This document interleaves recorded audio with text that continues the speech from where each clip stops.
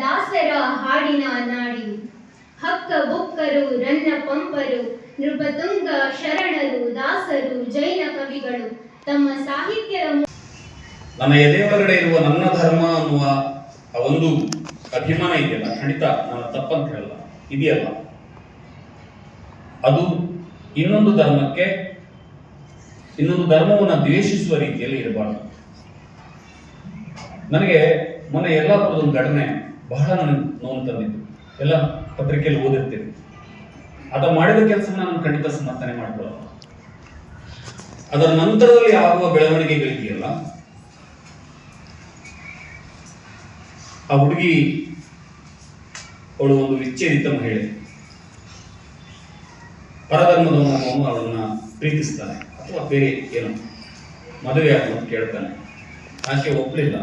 Okay, ಎಲ್ಲ ಒಂದ್ ಕಡೆ ಬಿಡುಗಡೆ ಮಾಡಿ ಅಕ್ಷರಲೋಕದ ಒಂದು ಆ ಪುಸ್ತಕಗಳ ಸಾಲಿನಲ್ಲಿ ಸೇರಿಸಬಹುದಿತ್ತು. ಬರ್ಗೂರ್ ರಾಮಚಂದ್ರಪ್ಪ ಅಂದ್ರೇನೆ ಈ ನಾಡಿನ ಒಂದು ಸಾಕ್ಷಿ ಪ್ರಜ್ಞೆಯ ರೀತಿಯಲ್ಲಿ ಅಕ್ಷರವನ್ನು ಕಟ್ಕೊಂಡು ಬಂದವರು, ಸಾಹಿತ್ಯವನ್ನು ಬೆಳೆಸ್ಕೊಂಡು ಬಂದವರು.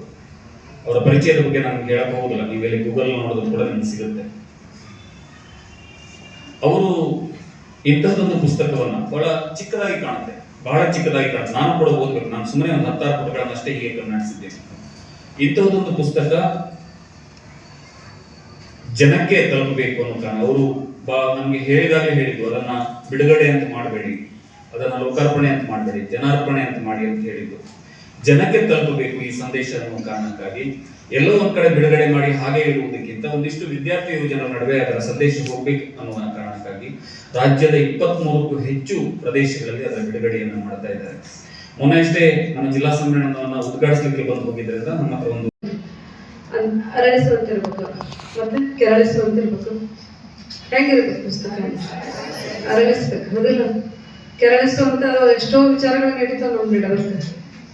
ಈಗ ಮತ್ತೆ ಈಗ ನಾವು ಹೌದು ಈಗೇನು ಅವಶ್ಯಕತೆ ಇಲ್ಲ, ಇಂಥವೆಲ್ಲ ಬರೆಯೋದು ಇಂಥವೆಲ್ಲ ಓದೋದೇನು ಅವಶ್ಯಕತೆ ಇಲ್ಲ, ಈಗ ನಾವು ಭಾಳ ಮುಂದುವರೆದೇವೆ ಅಂತ ಹೇಳ್ತೇವೆ ಇಲ್ಲ. ಆದ್ರೆ ಅವಶ್ಯಕತೆ ಐತಿಲ್ಲ, ಓದುವಂತ ಅವಶ್ಯಕತೆ ಯಾಕಿದೆ? ಮೊನ್ನೊಂದು ಹುಬ್ಳಿಯಲ್ಲಿ ಒಂದು ಘಟನೆ ನಡೀತಲ್ಲ, ಎಷ್ಟೊಂದು ನಮ್ಮ ಹೆಣ್ಮಕ್ಳಿಗೆ ಕರಡಿಗೆ ಹುಚ್ಚುವಂತ ಒಂದು ಘಟನೆ ಅದು. ತುಂಬು ಗರ್ಭಿಣಿಯನ್ನ ತಂದೆ ಕೊಂದಾಗ್ತದೆ. ನಮ್ದು ಜಿಲ್ಲಾ ಸಮ್ಮೇಳನಗಳು ಕೇಳಿರಲ್ಲಿ ಬಂದಿದ್ರಲ್ಲಿ ಜಿಲ್ಲಾ ಸಮ್ಮೇಳನಕ್ಕೆ ಅವಾಗನೇ ಅವ್ರ ವಿಚಾರಗಳು ಎಷ್ಟೊಂದು ಅವರ ವಿಚಾರಗಳನ್ನು ಓದಿದ್ರೆ ಸಾಕು, ನಮಗಲ್ಲೇ ಬುದ್ಧ ದರ್ಶನ ಆಗ್ತಾನ, ಬಸವಣ್ಣ ದರ್ಶನ ಆಗ್ತೈತಿ, ಅಂಬೇಡ್ಕರ್ ದರ್ಶನ ಆಗ್ತೈತಿ, ವಿಶ್ವದ ಎಲ್ಲ ದಾರ್ಶನಿಕರ ದರ್ಶನ. ಇಂಥ ಒಂದು ಸರ್ಕಾರದ ಮುಂದೆ ಎಲ್ಲಾ ಧರ್ಮಗಳು ಸಮಾನ, ಯಾವುದೇ ಒಂದು ಧರ್ಮಕ್ಕೆ ವಿಶೇಷವಾದಂತ ಪ್ರಾತಿನಿಧ್ಯತೆಯನ್ನ ನೀಡದೇ ಇರುವಂತಹದ್ದು. ಹಾಗಾದ್ರೆ ಈ ಧಾರ್ಮಿಕ ವಿವರಣೆ ಏನ್ ಬರ್ತದೆ, ಇದು ಸಮನ್ವಯತೆಯನ್ನ ನೀಡುವಂತಹ ಸಂಕೇತ ಅಂತ ಹೇಳಿದ್ರೆ ತಪ್ಪಾಗಲಾದ ಒಂದು ಅಂಶವನ್ನ ಇಲ್ಲಿ ಬರ್ಗೂರ್ ರಾಮಚಂದ್ರಪ್ಪ ಅವರು ವಿವರಣೆ ಮಾಡ್ತಾ ಇರುವಂತದ್ದು ಹೆಚ್ಚು ಸಮಂಜಸವಾಗಿದೆ ಅಂತ ನಾನು ಹೇಳ್ಬೇಕು. ಯಾಕಂದ್ರೆ ಜಾತ್ಯತೀತತೆಯ ತತ್ವ ಇದು ಸೌಹಾರ್ದತೆಯ ಒಂದು ಸಂಕೇತ ಅಂತ ಹೇಳಿದ್ರೆ ತಪ್ಪಾಗಲಾರದು. ಹಾಗೆ ಮತ್ತೊಂದು ಕಡೆ ಬರ್ತದೆ ಸರ್, ಏನಪ್ಪ ಅಂದ್ರೆ ಎಸ್ ರಾಧಾಕೃಷ್ಣ ಸರ್ ಅವರ ಹೆಸರನ್ನ ತಾವೆಲ್ಲ ಕೇಳಿದಿರಿ. ಹಾಗೆಯೇ ಅಂಬೇಡ್ಕರ್ ನಡುವೆ ಒಂದು ಚರ್ಚೆ ನಡೀತದೆ. ಅಂದ್ರೆ ಸಂವಿಧಾನ ಅಸ್ತಿತ್ವಕ್ಕೆ ಬರುವುದಕ್ಕಿಂತ ಪೂರ್ವದಲ್ಲೇ ಚರ್ಚೆಗಳಾಗ್ತವೆ. ಆ ಸಂದರ್ಭದಲ್ಲಿ ಎಸ್ ರಾಧಾಕೃಷ್ಣ ಅವರು ಹಿಂದೂ ಧರ್ಮದ ಪ್ರತಿಪಾದಕರಾಗಿರ್ತಾರೆ. ಆದ್ರೆ ಅಂಬೇಡ್ಕರ್ ಅವರು ಜಾತಿ ತತ್ವವನ್ನು ಆಧರಿಸಿದ ಈ ಹಿಂದೂ ಧರ್ಮವನ್ನ ವಿರೋಧಿಸ್ತಾ ಇರ್ತಾರೆ. ಆದ್ರೆ ಇವರಲ್ಲಿ ಸಮನ್ವಯತೆಯ ಒಂದು ವಿವರಣೆ ಇಲ್ಲಿ ಬರ್ತದೆ. ಏನು ವಿವರಣೆ ಬರ್ತದೆ? ಮನೇಲೆ ಬರ್ಗೂರ್ ರಾಮಚಂದ್ರಪ್ಪ ಅವರು ಕನ್ನಡ ಸಾಹಿತ್ಯ, ಚಲನಚಿತ್ರ, ಸಾಂಸ್ಕೃತಿಕ ಕ್ಷೇತ್ರಗಳಲ್ಲಿ ಅಪಾರವಾದಂತಹ ಕೊಡುಗೆಯನ್ನ ನೀಡಿರುವ ನಮ್ಮ ಕರ್ನಾಟಕದ ಒಬ್ಬ ಹಿರಿಯ ಪ್ರಸಿದ್ಧ ಶ್ರೇಷ್ಠ ಸಾಹಿತಿಗಳು, ವಿಮರ್ಶಕರು, ಚಿತ್ರಕಥೆಗಾರರು, ನಿರ್ದೇಶಕರು, ಚಿಂತನಕಾರರು. ಕೃತಿಯನ್ನ ಪರಿಚಯ ಮಾಡುವುದೇ ನನ್ನ ಒಂದು ಸೌಭಾಗ್ಯ ಅಂತ ನನಗೆ ಅನಿಸ್ತಾ ಇದೆ. ಯಾಕಂತಂದ್ರೆ ಈ ಶ್ರೇಷ್ಠ ವ್ಯಕ್ತಿಯ ಒಂದು ಏನು ವಿವರಣೆ ಬರ್ತಾ ಇದೆ ಸೌಹಾರ್ದ ಭಾರತದಲ್ಲಿ. ಅಸಮಾನತೆ ಎಲ್ಲವನ್ನು ನಾವು ಹೇಳ್ತೇವೆ, ಹೌದು.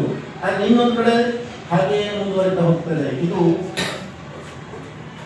ನಮ್ಮ ಲಂಕೇಶರ ಒಂದು ಕವನ ಇದೆ, ಕವಚ.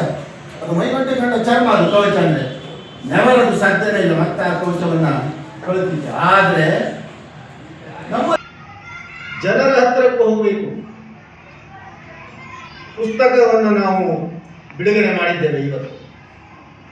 ಪುಸ್ತಕದ ಶೀರ್ಷಿಕೆ ಬಹಳ ವೈಶಿಷ್ಟ್ಯಪೂರ್ಣ. ಸೌಹಾರ್ದ ಭಾರತ, ಸಮಾನತೆಯ ಸ್ನೇಹಿತ. ಈ ಸೌಹಾರ್ದ ಅಂದ್ರೆ ಏನು? ಎಲ್ಲರೂ ಒಂದಾಗಿ ಬದುಕುವಂಥದ್ದು, ಪ್ರೀತಿಯಿಂದ ಬದುಕುವಂಥದ್ದು, ಅದನ್ನೇ ಸೌಹಾರ್ದ ಅಂತ ಹೇಳ್ತಾರೆ. ಆದರೆ ಇವತ್ತು ಈ ಪುಸ್ತಕವನ್ನು ನೀವು ನೋಡಬಹುದು, ಕೆಳಭಾಗದಲ್ಲಿ ಕೆಂಪು ಬಣ್ಣ ಇದೆ, ಅದರ ಮಧ್ಯಮ ಮೇಲ್ಭಾಗದಲ್ಲಿ ಕಪ್ಪು ಬಣ್ಣದೊಂದಿಗೆ ಜನರು ನಿಂತುಕೊಂಡಿದ್ದಾರೆ. ಒಂಥರ ತಲ್ಲಣದಲ್ಲಿ ಇವತ್ತು ನಮ್ಮ ಈ ಸಮಾಜದ ಜನ ಒಂದು ರೀತಿಯಲ್ಲಿ ತಲ್ಲಣಕ್ಕೊಳಗಾಗಿ, ಯಾವುದೋ ಗೊಂದಲಕ್ಕೊಳಗಾಗಿ